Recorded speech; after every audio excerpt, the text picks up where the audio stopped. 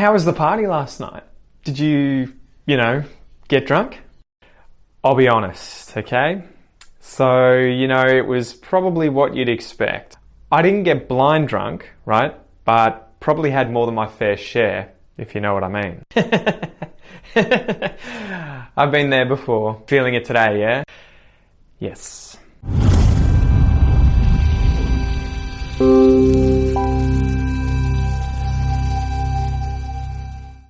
G'day guys, today we're going to be talking about discourse markers in spoken English. These are words and phrases that are used to organize, to structure what you're saying when speaking English. So the ones I want to talk about today are things like right, okay, if you know what I mean, and these are used in spoken English to verify if someone is following you, right? If they understand what you're talking about.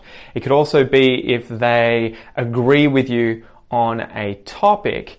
And also, quite often it's used when teaching, whether it's English or something else, or informing someone about something. And again, checking to see if they are with you, right? If they understand, they're following you. All right, so let's go through number one here. To understand or agree with someone. This is where we can use right, and yeah. Okay? And okay as well. So for example here, bees are one of the world's most important insects, right? Bees are one of the most important insects in the world, right? Bees are the world's most important insect, So I'm using there to check if you understand it. Do you realize that? Do you agree with that? The population of Australia is now 25 million people, right? The population of Australia is now 25 million people, right? Correct? All right? I'm checking to see if you understand. I just used it there, right? You know how much I love chocolate, yeah? She knows how much I love chocolate, yeah? Again, I'm using there to check if you understand that she knows how much I love chocolate. She knows how much I love chocolate, yeah? Part two, you can use and right to also check with someone if something is correct. So I might say something like, people have lived in Australia for more than 60,000 years, right? Is that correct? People have lived in Australia for more than 60,000 years. Is that correct? But the shorter way of saying that is just saying, right? Male platypus are venomous, yeah? Male platypus are venomous. They are, watch out for them. Don't just pick them up if you see them in the wild. Male platypus are venomous, yeah? Is that correct? Yes, that's correct. We just use yeah. So you can use and right to check with someone if what you're saying is correct, or at least if they agree with what you're saying being correct. Part number three, now we can use okay as well, similar to right, yeah. And this is often used when instructing someone or teaching, and it's used to see if they're following you, if they understand, you're sort of checking their eyes to see if they get it. Okay, see, there's an example. I'm going to go to the shops, okay? We can use okay to check if something is all right, and we can also use it when informing someone about something or maybe instructing or teaching someone something. Okay? Is that all right? So for example, if I want to go to the shops, I might say to my wife, I'm going to go to the shops, okay? And I'm using okay to see that that's all right with her, if she agrees that that is okay, if she agrees that I can do that, if I have her permission. I'm going to go to the shops, okay? She might say, no, you can't go. You've got to take care of the kid because I'm going to go out in a few minutes, right? So it's not okay. But generally, it's going to be a situation where someone is just being polite, is showing that they're sort of asking for permission for something that they want to do anyway. I'm going to go out, okay?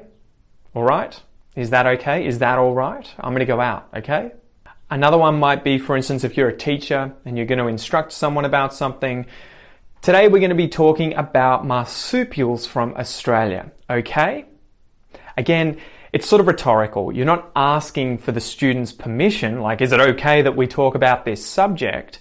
But you want to see that they follow you, I guess. You're instructing them, you're informing them about the topic of the day. You want to see that they follow. Maybe you want to see that they're excited, they're interested. So you might say to them, today we're going to be talking about Australia's marsupials, okay? right? Okay, right, you know. Now let's talk about you know. This can be used in a few different ways. So we can use it to verify that someone understands what we're saying or that they agree with us. Australia is an incredibly big island, you know. So you want to see, do they know that? Do they agree with you, you know? But we can also use this in phrases if we want to give ourselves more time to think. And I think this is where you're going to hear it more often than not in spoken English. People are going to say, you know, when they're giving you information or they're saying something to you and they want more time to think. And I think too, they're saying, you know, to try and show you that to try and verify that you understand what the person is trying to say even before they've said it, right? Whilst they're trying to create those sentences in their head. So, you know, so take the phrase, the population of Australia is more than 25 million people.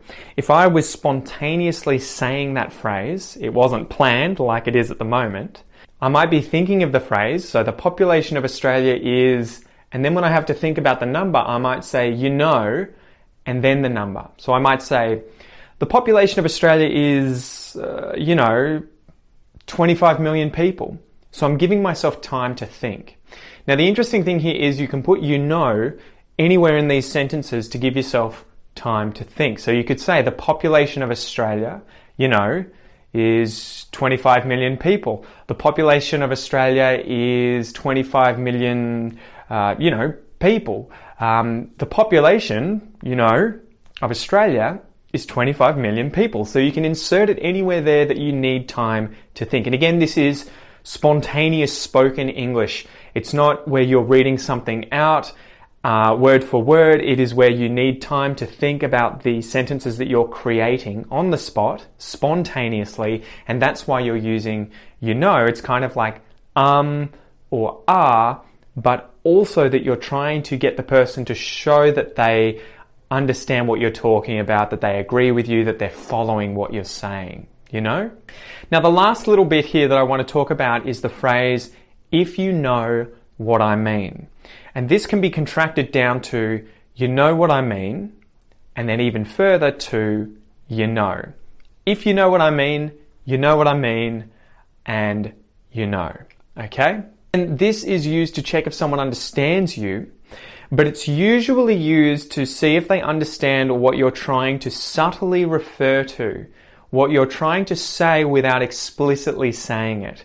Quite often with topics that are taboo or that are difficult to talk about, or maybe you just don't want to explicitly say the thing that you're trying to refer to. So for example, if you're trying to suggest that someone is an alcoholic, right? A drunk, they drink a lot of alcohol, they're addicted to drinking alcohol, they are an alcoholic, but you don't want to say, that guy's an alcoholic. Instead, you might say, that guy likes a drink, if you know what I mean. So you're trying to suggest he's an alcoholic, but you don't want to come out and say that explicitly, so you'll say, that guy likes a drink, if you know what I mean. So again, you're trying to show that you're suggesting something, right? And again, you could contract this down. That guy likes a drink, you know what I mean? That guy likes a drink, know what I mean? Or that guy likes a drink, you know? Another example might be that you know someone who is a woman and she doesn't like men, if you know what I mean, right? So she's a lesbian. So you don't want to come out and just say, that woman's a lesbian. Instead, you might say, she's not a fan of men, if you know what I mean. So she doesn't like men, know what I mean? She doesn't date men, you know? So you can use, you know what I mean, if you know what I mean, you know what I mean, in order to subtly check with someone that they understand that you're trying to say something without explicitly saying it, okay? Anyway, I hope you got a bunch out of this episode, guys. I hope it's helping you with your spoken English so you can sound more natural, like a native English speaker, and obviously understand us as well in spoken English, as we use fillers all the time, right? All the time, you know what I mean? It's a big part of learning English, if you know what I mean. Anyway, I'll see you in the next episode. Peace.